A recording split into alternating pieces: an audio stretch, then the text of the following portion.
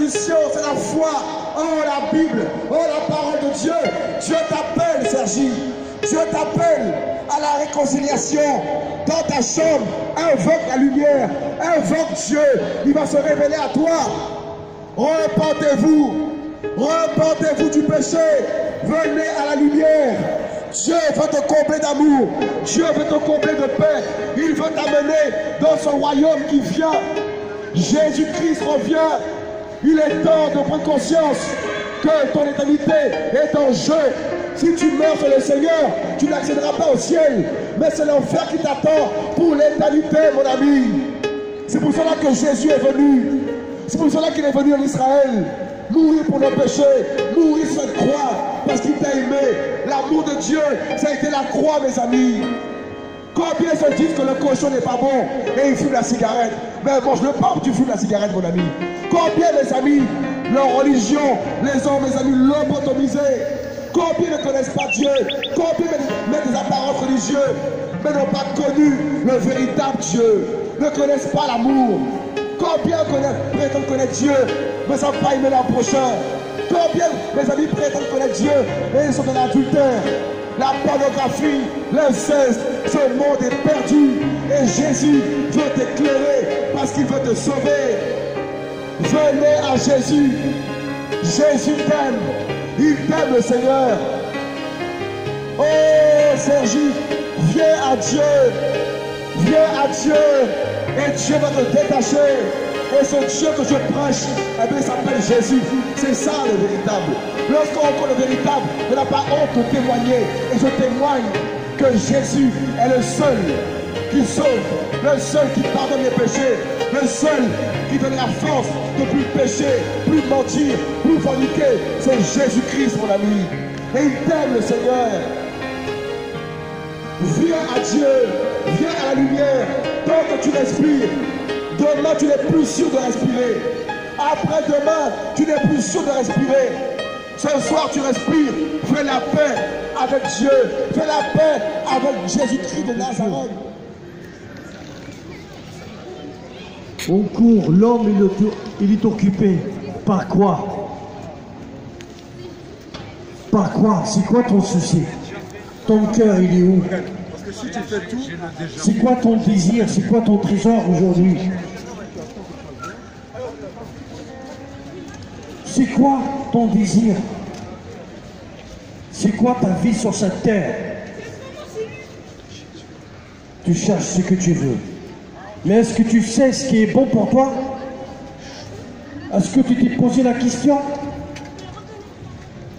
Entre ce que tu veux, entre ce que tu choisis, et entre ce qui te donne la vie, est-ce que tu l'as trouvé? Tu cherches, tu tournes, tu vas ça et là, tu suis ce que le monde te dicte. Certains vont te dire c'est la religion qui sort. D'autres ils vont te dire Dieu n'existe pas. Mais au fond de toi, ta conscience en rend témoignage. Elle en sait. Au fond de toi, tu sais qu'il y a un créateur. Au fond de toi, tu sais, quand tu fais le mal, tu es interpellé par ta conscience. La marque de Dieu, que tu le crois ou pas, c'est ta conscience. Et ça ne vient pas de toi, c'est la marque de Dieu, c'est lui qui t'a créé. C'est lui qui a mis cette marque et cette crainte dans ton cœur. Et c'est lui qui te convainc du péché. Parce que l'homme, il croit faire ce qui est juste, ce qui est droit, mais selon ses yeux, selon lui. Mais dans l'homme lui-même, entre sa conscience et la chair, il y a une lutte. La chair, elle veut beaucoup d'argent. La chair, elle veut réussir. Elle est prête à sacrifier des populations. Elle est prête à écraser, même au sein de la famille. Les gens écrasent d'autres. Est-ce ça la conscience que Dieu a mis en toi? Ou est-ce le désir de la chair? Non. Ça, c'est la chair. C'est ce qui lutte contre la loi de Dieu. Les désirs de la chair qui éloignent de Dieu. Et l'homme, son Dieu, il vit pour les désirs de sa chair. Et ici que le problème, malgré toutes ces choses, après lesquelles il court, il n'obtient pas satisfaction. Il peut être satisfait un instant, un temps, mais tu cours après quoi? Après le fond. Tout ce que tu peux obtenir, il va te satisfaire un instant, et son envie s'en va juste après. Tu ne seras jamais rassasié, tu ne seras jamais comblé, si ce n'est par la présence de celui qui t'a créé, parce que tu l'as renié. Mais il est venu mourir pour toi. Il t'interpelle dans ta vie de tous les jours. Mais tu n'es pas à l'écoute, parce que tu cours après beaucoup de choses. Tu cours où? Pour y aller où? Pour en obtenir quoi?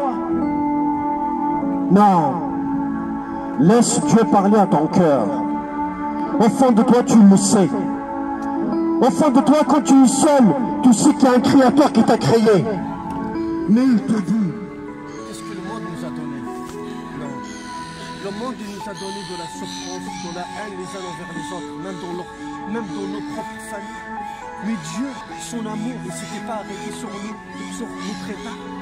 Il est venu mourir pour nous, afin de nous donner la vie. Ça, c'est l'amour de Dieu. Soyez fortifiés, que le Seigneur vous garde. Il y a toujours de la joie et du bonheur à donner, à témoigner l'amour de Dieu. Dieu nous appelle pour ça. On n'est pas mieux quand on a plein de défauts. Mais seul Dieu est parfait. Il veut nous ramener à avoir cette relation avec lui. Que nous prions lui, que nous cherchons après lui. Nous sommes juste des frères et sœurs. Croyons en lui que le Seigneur a péché. Il veut que toute l'humanité vienne à lui. C'est ça le Seigneur. Il veut changer le cœur.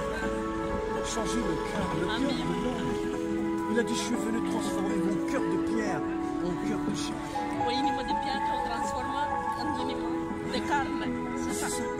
Parce que l'homme, il s'est endurci avec le temps.